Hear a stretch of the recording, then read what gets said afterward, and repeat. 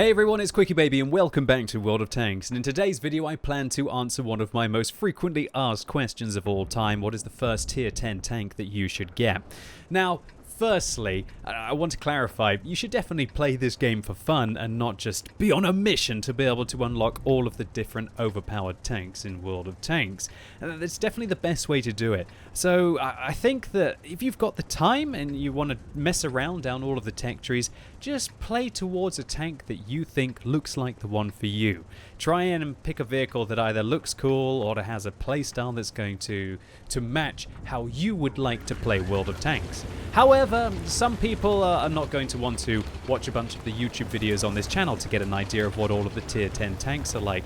A lot of you don't have the time to tune into my tech tree showcases to be able to see what each line is, where I do one a week. And in fact, the game that you're seeing here in the Object 430U, as many of you will know, was what I showcased the entirety of the line on my Twitch channel just on Sunday. So if you've got the time to be able to check out all of those videos, then you'll have a rough idea of what they play out like. World of Tanks is a bit of a weird one, really, because quite often the tier 10 tanks are very different to their lower tier counterparts. Just think about the American auto-loading heavy line, for example. At tier 8 you're playing a medium, at tier 9 you're playing a medium, but at tier 10 you're playing a heavy, and at tier 7 you were playing a light auto-loader. You've pretty much not learnt the playstyle that you need to be able to succeed in that tech tree, but probably right up until you get to about tier 9, I think, and you won't have an idea of how the T57 Heavy is going to play if you went into it blind. However, for the other people out there who just really want the 10-minute answer, I can't really explain what all of the different tier 10 vehicles are like in such a short period of time. So I'm going to give you a one-word answer. 430U, or a two-word answer, Object 430U. Yeah, this vehicle is just absolutely insane in World of Tanks. When it first went in, I played around with it quite a bit. I think I played about 100 games, but since then I haven't really played it that much because it just feels like you're just cutting your way through the enemy team. It just seems to have no weaknesses. It has kind of heavy tank armor. Do you see how I'm how I'm side-scraping out around the corner against tier 9 tank destroyers with 286mm of pen. The accuracy on this vehicle, while it's supposedly the worst of any of the tier 10 medium tanks, I just really don't think the accuracy in World of Tanks even means that much unless you truly are engaging against pinpoint weak points of the enemy vehicles at 500 meters. But how often is that really going to happen, that you need something like the Stridsvagn 103B? Most of the engagements are either close quarters, especially down a lot of the corridor maps, or you're working a ridgeline. Now, a vehicle like this isn't going to work a ridgeline, but there's plenty of opportunities all around the map to be able to go to where you can get these kind of corner fights that a vehicle like this excels at. It's got alpha damage, it's got enough penetration. If you dab the 2 key, you've got 340mm of heat pen. That's enough to go through the front of everything. Unlike some of the auto-loading medium tanks like the TVP or even the AMX-30B, which have quite poor premium rounds on those vehicles, and they struggle to go through the front of some super heavily armored tanks. You also got the alpha damage on this vehicle, as I mentioned, 440 on its standard rounds. I just bounced 300mm of SU-130PM heat pen off the front of this vehicle. I'm just going to ram him to death because he's a very lightly armored tank and I want to save my alpha damage for the back of the Object 704. And your rate of fire isn't even that bad. 2,588 DPM would be pretty darn good on a tier 10 heavy tank.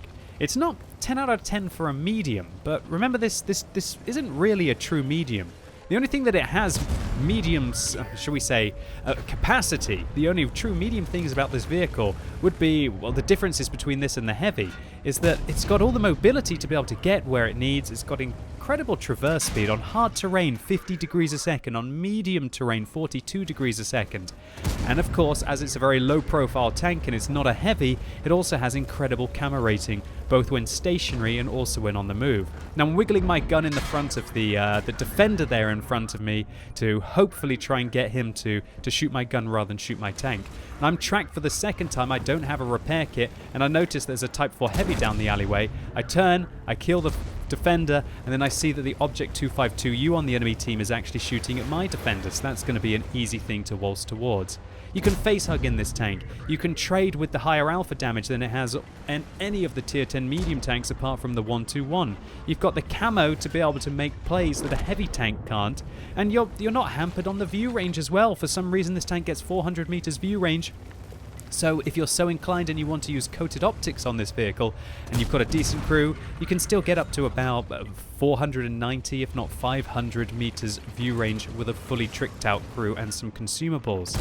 And so it just really means that this tank has just got no disadvantages at all. You could argue, well, it doesn't have the best aim time for tier 10 medium tanks. Sure, it's not going to be snapshotting like something like an Object 140.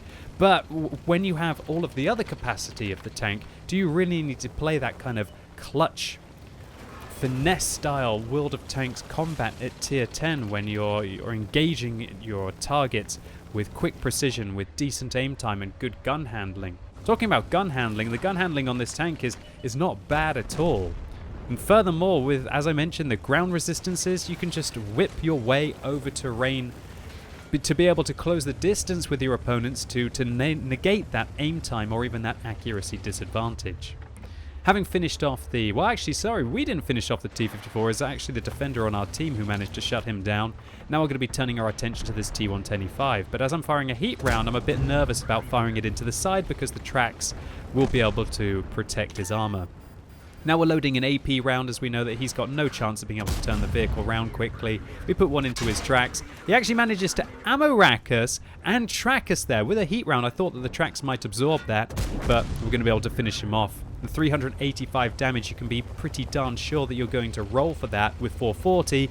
If I'd been with another vehicle with a 105mm gun, then we would have had to, of course, probably take a 50-50 chance to be able to shut him down with a single shot. And it's all of the key strengths like this of the vehicle that just allow it to waltz over at least the majority of the enemy team. 7,200 damage in just over 6 minutes. The accuracy didn't really seem to hold us back. 0.4 doesn't really seem to mean anything in World of Tanks compared to 0.25 on the Stritzwang 103B, for example. And the fact that this wasn't even an ace tanker shows you how truly monstrous and dominant this tank is. Consequently, that means that the Object 430U has the second highest win ratio of the non-reward vehicles at tier 10 of any class, after, yeah, you guessed it, the Object 268 version 4. In turn, these facts combined with the vehicle's just all-round impressive statistics mean it's very hard to recommend any other tank as your first tier 10 vehicle. Its armor is going to keep you alive through the apocalypse, the high alpha damage means that you can outtrade your opponents without being clutch, and the vehicle's mobility will allow you to keep pace with medium vehicles and to outmaneuver all but the fastest of heavy tanks in the game. But the true difference between this vehicle and a tank like the WZ-111-5A, the 113, or even the Object 277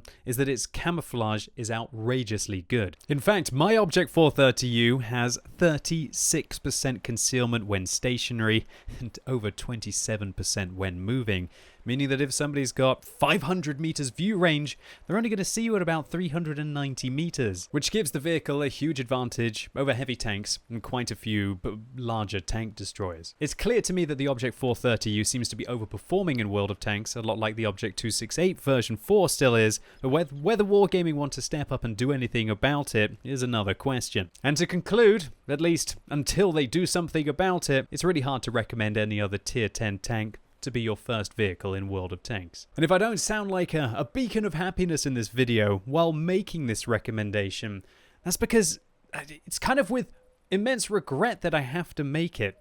There just shouldn't be a medium tank like this in the game that is so powerful and dominant that all other recommendations would seem that if they were for some kind of a hipster of World of Tanks. It's a sad fact that whenever I sign up in something like a Leopard 1 and I get matched up in the matchmaker against an Object 430U on the enemy team, especially if it's a +2 game, I'm kind of almost feeling sorry for my team. Because it doesn't really matter if a tier 8 or a tier 9 shoots a Leopard 1, but boy, can a 430U absolutely rip apart tier 8 and tier 9 vehicles. In fact, when I think about it, the 430U probably shouldn't even meet other medium tanks. It should have to meet vehicles like the WZ-111-5A or the 113 or the Object 277. Because that's what it's mostly akin to. And when one team ends up getting a super heavily armored medium tank that can still do 80 or 90% of the damage roll that others can, while one team gets kind of a lightly armored support vehicle that has to hide away towards the midline, then there's no wonder why one would be getting such a higher win ratio, at least globally on average, than the other. Anyway, that's it for today, ladies and gents. I hope you enjoyed this one. If you did, give it a thumbs up, but if you hated it, give it a thumbs down. And let me know in the comments how you would tinker with the stats of the Object 430U to make it just not the clear choice to pick. Or alternatively, if you disagree with me and you think that this vehicle is absolutely horrible, what would you do to improve it? And as always, thank you so much for watching. You've been epic, and hopefully I'll see you soon.